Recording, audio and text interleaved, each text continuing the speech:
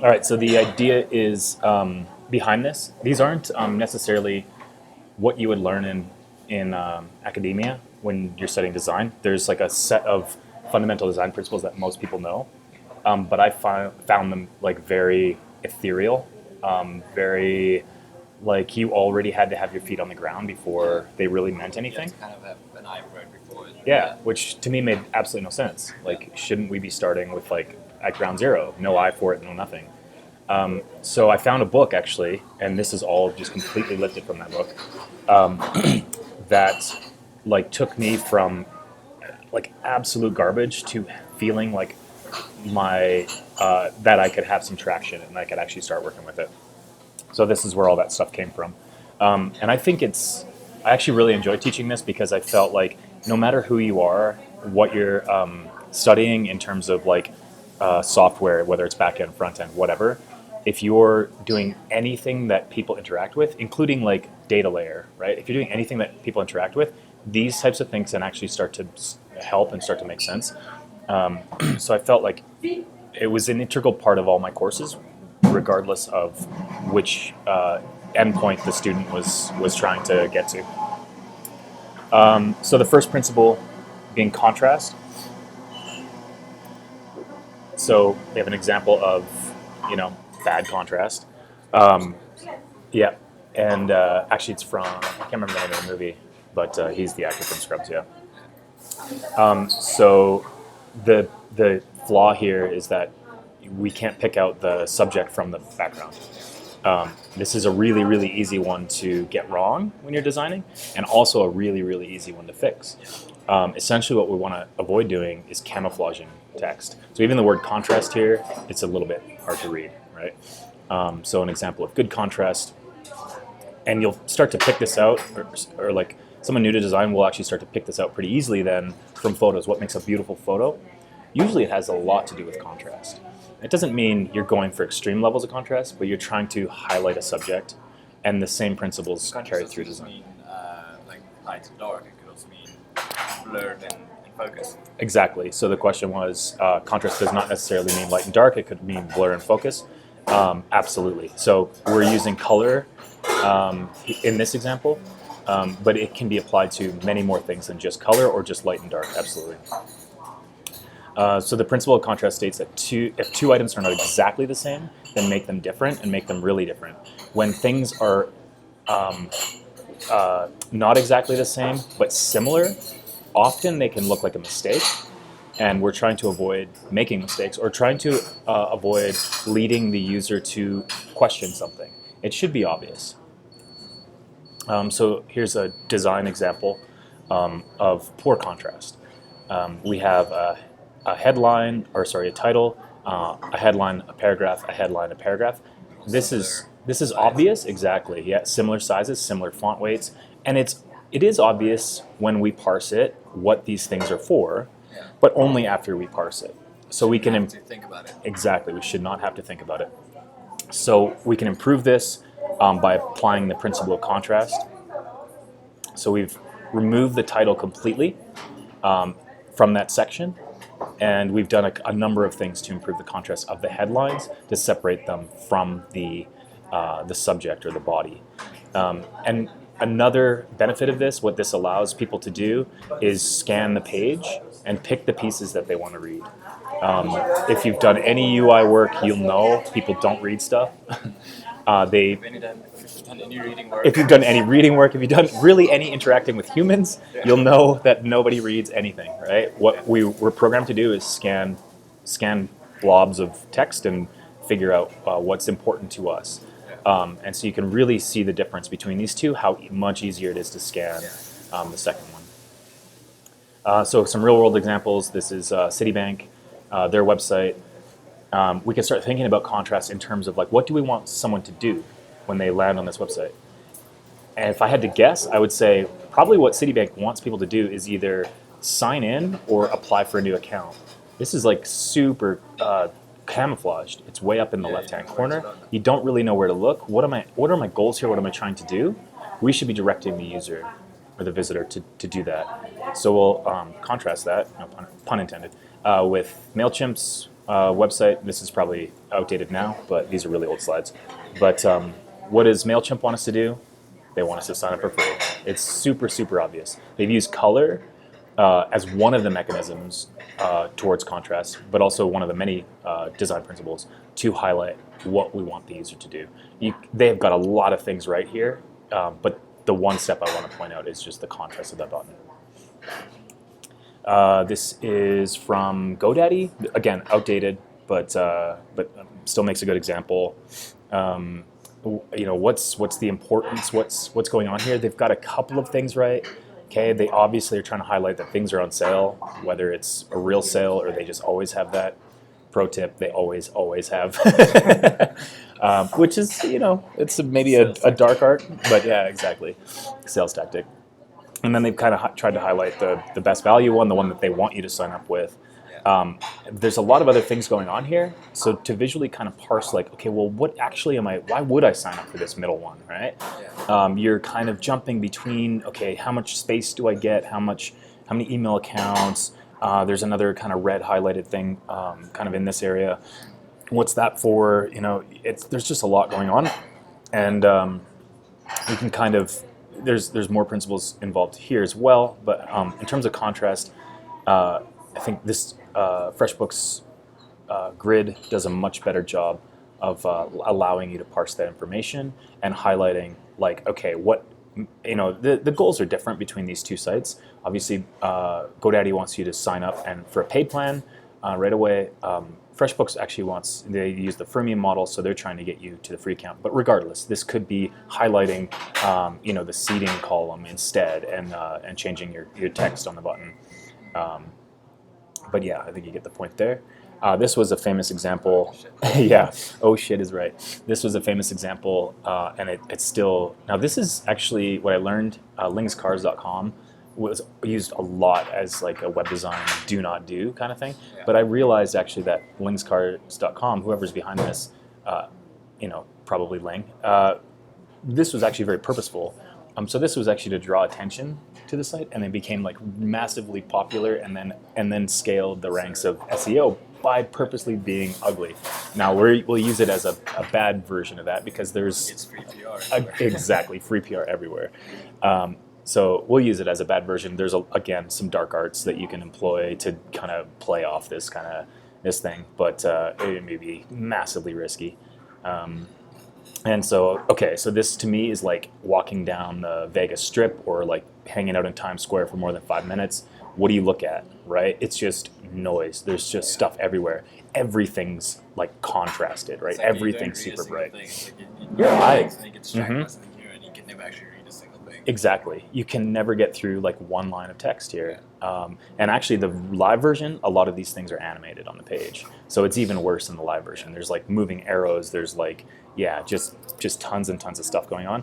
And it's like, what are we doing here? Like, why do I care? What do I actually want to do?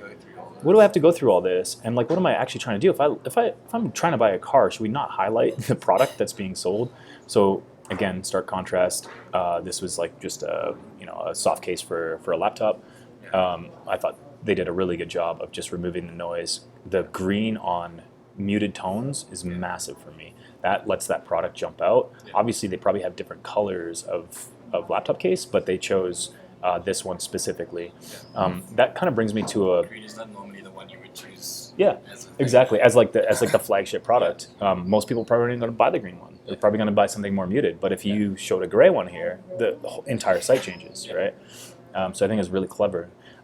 Also, kind of, if you were to take this principle and move beyond it, I think, and like actually start applying it in real world, I think a lot of new designers are afraid of using muted tones, afraid of using neutral tones. When they pick a color palette, they try to use everything in the color palette. The color palette is nothing without neutrals. And I think they don't have to be perfectly gray. They can have a mix of like some blues or some reds or something in that gray, but really, really subtle. But to have the neutral palette is like massively important. Second design principle, repetition. So the principle of repetition states that you repeat some aspect of the design throughout the entire piece. So this is a mechanism that draws a piece together, and this is kind of like one of the first steps of branding, where you'll come up with some sort of design element, maybe it's the logo, maybe it's a color in the logo, and you spread that through everything that brand has influence upon. So maybe business cards, whatever it is, websites. So we use my bad business card here, and what I've failed to do here is repeat important design principles. So Is this your I've actual business card? no, absolutely not. This is not my actual business card. This is a contrived example. Okay.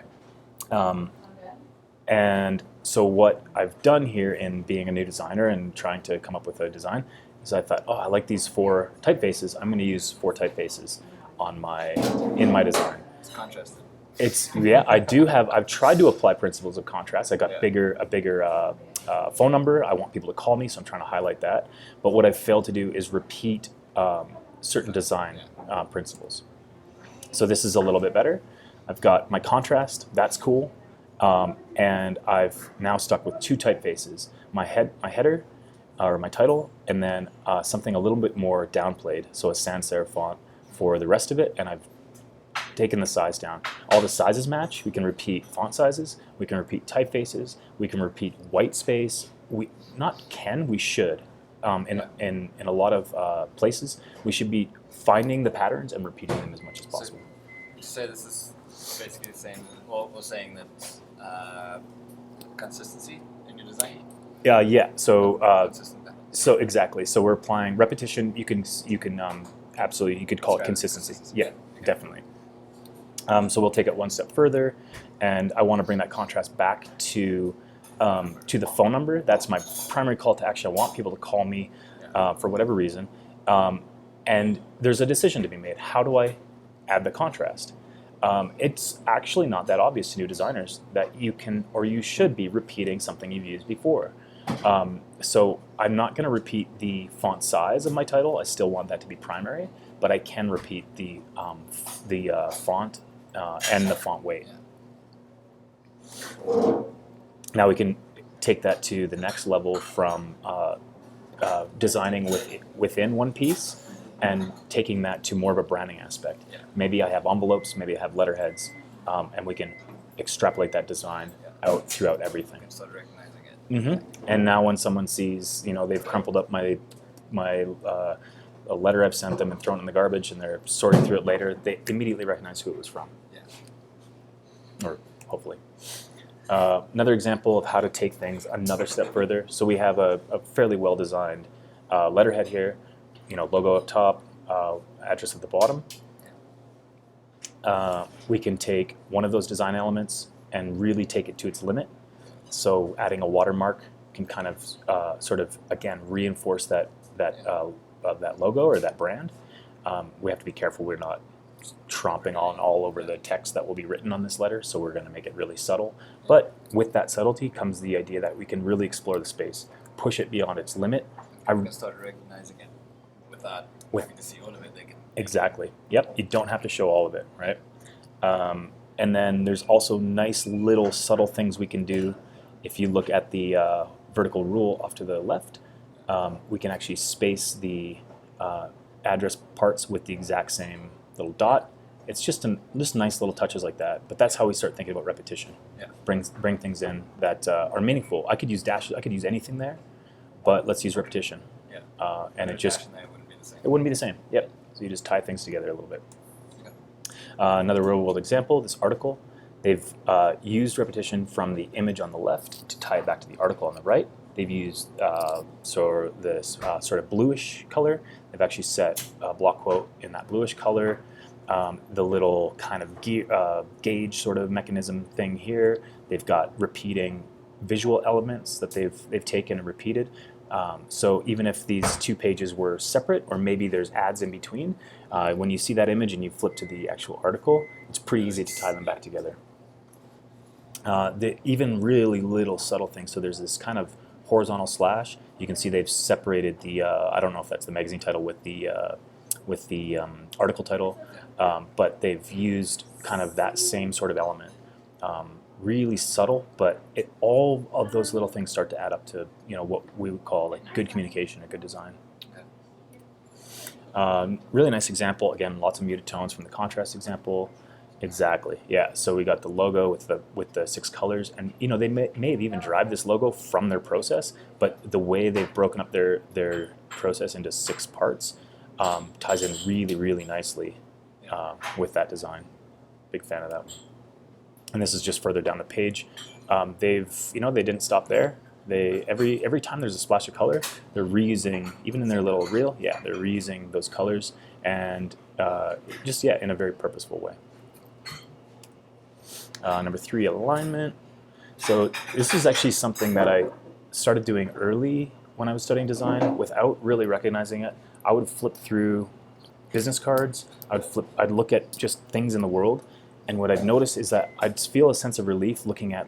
I use this example, this image of like a messy closet. Yeah. Things are not aligned. They're just it's kind of chaos. Yeah. And then the actual visceral feeling I would experience when looking at something like this. So contrast from here to here, I actually feel personally a sense of relief. Yeah. It's almost like I can take a deep a breath, Yeah. and it's like, oh, okay, this is easier. I can parse this, right? I can find the corduroy pants that I'm looking for or whatever. And so the principle from these images really is just aligning things, getting things all sorted and in order, and picking alignments for various elements on a page. So the principal alignment states that nothing should be placed on the page arbitrarily. Every item should have a visual connection with something else on the page. It doesn't mean it has to be a visible item. It can just be white space, right, where the alignment creates a visual line. So here we have another contrived example of my business card. I have my repetition there. I have my contrast there. I did not use alignment. And things are just, again, placed arbitrarily. We can improve this by one step. Probably a new designer would do this automatically. They'd center things. So that's picking an alignment straight down the middle. It's better. You can still improve it further by choosing one side or the other. And in most cases, I think this should be a good default, a left or right aligned justification. And so it creates this visual line straight down the page. I actually could improve this a little bit. I was a little sloppy when I made these slides. That can probably actually come out a little bit. Yeah. And it is we're in pixels here, right? Yeah. We're not just That's like a single pixel out. yeah, it's probably 1 pixel out. You can kind of notice Yeah. it. Yeah, exactly. And then when you start practicing design, you start noticing those things right away, right? So a book report, again, this isn't bad, right? We've got all these other principles in play. We can change the feel of this book report from, non-authoritative, authoritative, I can't think of the word right now, to something that feels a little more like I know what I'm talking about. Yeah. This really rigid straight line on the left creates creates a feeling of authority.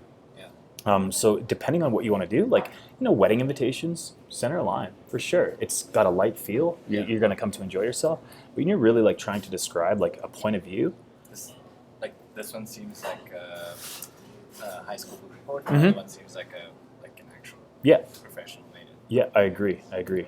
Feels more professional, more authoritative, so just bringing that in can make it's a subtle effect, but I think it's a really important one. Yeah. Again, so this is maybe inside the book report or the first page, and things are very close but not exact, right? There's a lot of different alignments on the page, and I actually lost a slide somewhere where I had red lines drawn for all the different alignments, and there was a dozen different horizontal alignments on this page. Yeah. But you can tighten everything up by paying close attention to that.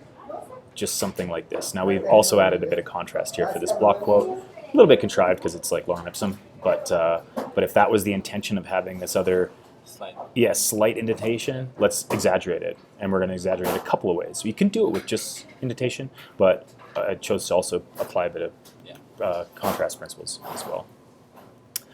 Proximity is the last one. Principle of proximity states that you group related items together, move them physically close to each other so that the related items are seen as a cohesive unit rather than a bunch of unrelated pieces. Okay, so this is really sort of getting towards the point that design is fundamentally communication. And when we as humans, we group things together naturally, we categorize things. That's how we understand the world. Yeah. So as a designer, we have to be very purposeful on how we group things together and how we categorize things, because it can have a massive influence on how it's perceived.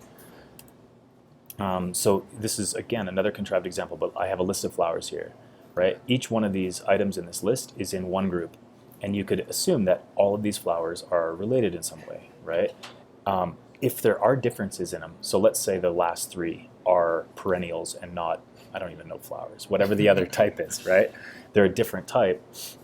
We can do that. We can give the impression that these are somehow different just by a simple grouping, right? We just add some space between, and suddenly we have two groups, and now the user. Groups are much easier to remember as well. That's Like, absolutely true. 5 and 3, Yep. it's much easier to remember than 8 in a row. Yep, exactly. So I mean, we wouldn't want to do this if there were no difference, or we're not trying to call it the difference. But if we were, then a simple change like that can help a lot. We have a really poorly designed garage sale sign. Obviously, this is like an extreme example to illustrate the point. Yeah. But we could call out the attention for a few things here. Namely, the one I want to point out is this like park across the street. So without context, without being grouped in the right area, there's a couple things we could assume here. Are we asking people to park their car across the street? Don't park in front of the house? Are we saying that there's a park across the street? The English Selling the language, park? are we selling the park across the street? Like what exactly is happening? The English language doesn't really give us enough, or we didn't, of course we could, but we can improve things by proximity, by grouping things together logically. So the better version of this, we can now find out, okay, there was a couple things that, if you bring your kids to my garage sale, there's some stuff for them to do. So you can send them across the street to play in the park as you buy my pea stain sofa, or whatever it is. Also, one more to call out here is just how, very simple, but we've just grouped all the items together, Yeah. right? These are the items for sale. There's no question about it now. We've removed the question. Nice. Yeah. This is a little bit more subtle and a little more real world, and this is a very common one, I think, for new designers to do. We feel as a new designer, I may have felt like I've done enough. I got a nice big chunky title. I've got some nice contrasty headlines for each paragraph, for each little snippet. But as you're visually parsing this is kind of another one where that feel of like relief comes into play when you see the next version. We can improve this by grouping these things together a little more tightly. So now the headline there's no doubt where the headline goes, right? It absolutely goes with the paragraph below it. And that you'll see this in the real world done poorly. I find sometimes when I'm looking at one of those like listicle articles and they have a image or a big title image header kind of thing for each list item. Often they'll put the website URL above or below, and it's a little confusing. Like I have to actually read the content to find out which link should I actually visit for the image or for the content that they have. So tightening this stuff up, like a lot of people will use sort of default padding. Like if you're talking web design, they use default margins on the bottom of like an H2. When I think a lot of the time it's probably better to like just tighten that up a little bit. Remove the default margin on the bottom. So these are 4 fundamental design principles: contrast, repetition, alignment, and proximity. Now all we really need to do is look for an acronym that helps describe and help remember these principles. So I would say, if you're going to use this acronym, I would say that at the very least, you can make your design look like crap. If you haven't even done that yet, if you haven't even done that yet, you're not even started. So start there, right? As a new designer, let's make our designs look like crap first, and we have something to work with. But you got to start there. So this is the book that I lifted everything from. I highly, highly recommend it. It's super cheap. It's super small, easy to read. There's if you buy it physically, there's a little workbook at the back to help practice. And more principles in that book, or is that like no, that's it. It's those 4. And honestly, those 4 principles you can apply them everywhere, and you can start to take them in different directions when you're experimenting, right? It's not like they're the. I'm going to make a bold statement here. I think they're the only 4 that matter. Yeah. There's a lot of other things you can do, but they're all based on those 4. Without those 4, there's nothing, right? Okay. Yeah.